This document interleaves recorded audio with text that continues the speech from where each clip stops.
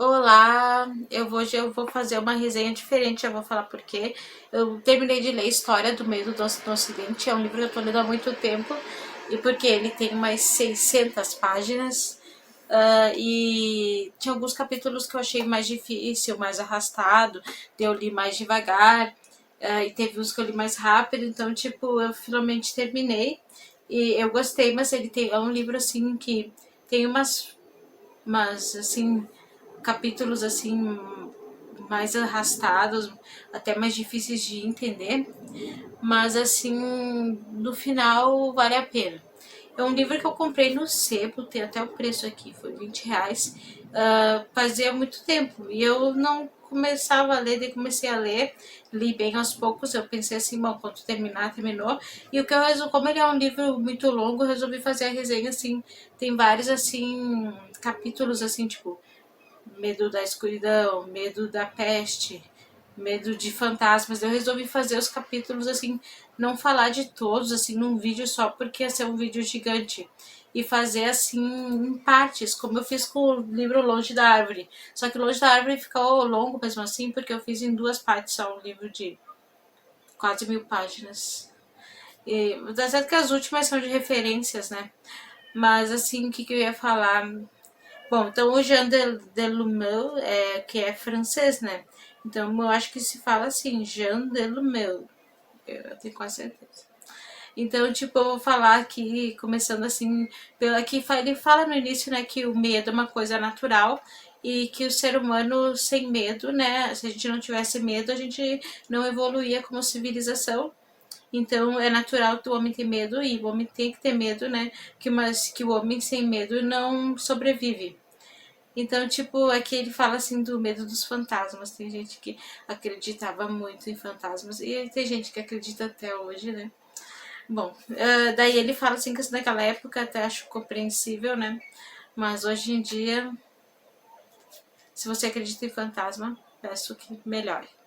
Mas assim, tipo, daí ele começa aqui falando, né, dos fantasmas que as pessoas tinham muito medo quando uma pessoa morria, assim, que as pessoas voltassem, porque geralmente eles diziam assim que os fantasmas voltavam e ficavam nos lugares que eles conheciam, perto da casa, perto de onde eles moravam, né? E por que que eles voltavam? Porque eles queriam, assim, às vezes, orações para sair do purgatório, quem estava no purgatório, ou tinha alguma coisa para falar com a família, para olhar a família, tipo, né? Tinha essas várias, assim, eu tinha tentado até por que a expressão o defunto continuava a viver certo tempo e voltar aos lugares de sua existência terrestre. Então, assim, por isso que eles voltavam? E o que fazer? As pessoas tinham umas ideias bem, assim, tipo, estranhas do que fazer, né? Eles desenterravam o defunto tipo, tem uma aqui que eu... Livram-se dos fantasmas. Certas aldeias exumam os defuntos suspeitos, passando-lhes o corpo através de uma estaca que os prega ao solo. Nossa, né? E tem também o remédio contra as suas aparições é cortar a cabeça e queimar o corpo daqueles que voltam.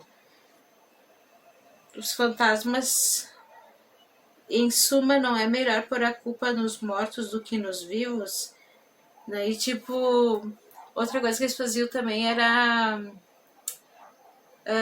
pegar e, olha só, o trabalho de exumar a pessoa e passar ela por debaixo do batente da porta, por debaixo assim da porta, passar ela assim com o rosto virado para o chão e passar ela uma vez, depois enterrar de novo. Era uma trabalheira, porque aquele fantasma, segundo algumas pessoas, estava vindo, voltando, e assim ele iria descansar, né? Que dizer, né? Deles faziam nessa, tinha essa trabalheira, né? Um dos convívios. Tá. Então é isso, essa parte dos fantasmas assim chega a ser engraçado, né? As coisas que eles fazem para que o fantasma, para que o morto descanse e não volte. Eles tinham muito medo quando morria alguém que essa pessoa voltasse, né? Deixa eu ver. Ah, que eu tenho uma coisa assim que eu tinha visto que na Grécia os fantasmas tinham assim, eles tinham 3 anos, eles poderiam fazer aparições por 3 anos depois de mortos. Bom, deixa eu ver se é isso mesmo. Na Grécia, os familiares tinham os finados tinham direito à presença, a ter presença por 3 anos. Depois pode ir embora, pode desaparecer, pode descansar. Daí, tipo, o que mais que eu ia falar? Página 133. Olha, um livro bem. Ele é de bolso, né? A minha versão é de bolso, mas é aqui livro de bolso mais volumoso, né? Na Grécia Antiga cortava-lhe a mão direita. Sua vontade de morrer era considerada uma manifestação de ódio. Ah, isso aqui é o que eles faziam com os suicidas, porque os suicidas tinham um tratamento especial, né? Depois de morto. Eles cortavam-lhe a mão direita, precaver-se contra o defunto tornava ainda assim mais necessário se era um suicida, porque a pessoa manifestou uma ódio contra a vida. Um padre conta ainda que a roupa branca usada pelo defunto durante sua doença devia ser lavada à parte para impedir que causasse a morte daqueles que usariam depois dele. Então, tipo, essas coisas assim que eles acreditavam, né? Aqui também tem o medo da noite, né? Que é o medo da escuridão, né? Que, tipo, ele fala assim que por muito tempo a civilização teve medo que o sol não nascesse. Então, tipo, os astecas, né, eles tinham muito medo que o sol não voltasse no dia seguinte. Então, eles sacrificavam pessoas para o sol para que o sol se alimentasse de sangue e retornasse depois no dia seguinte. E que nem o Richard Dawkins falou, não dava para eles tentassem não sacrificar uma pessoa e ver se no dia seguinte o sol ia voltar ou não, tinha que sacrificar para ver, não podia fazer a prova, a contraprova. Bom, daí aqui fala, né, do medo da noite, né, dos sacrifícios, e tem esse capítulo da peste, assim, que é o medo da peste, né, que esse é um medo que eu penso que é racional.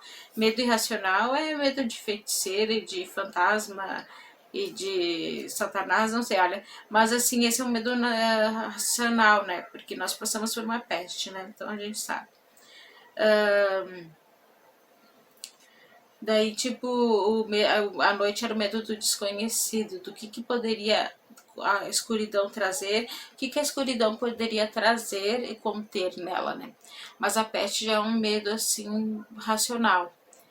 Tipo, porque aqui fala vários, assim, exemplos da peste, assim, tipo, como ela surgia, ela mesmo sumia, assim, tipo, desaparecia, assim como ela surgiu, ela desaparecia de tempos em tempos, né?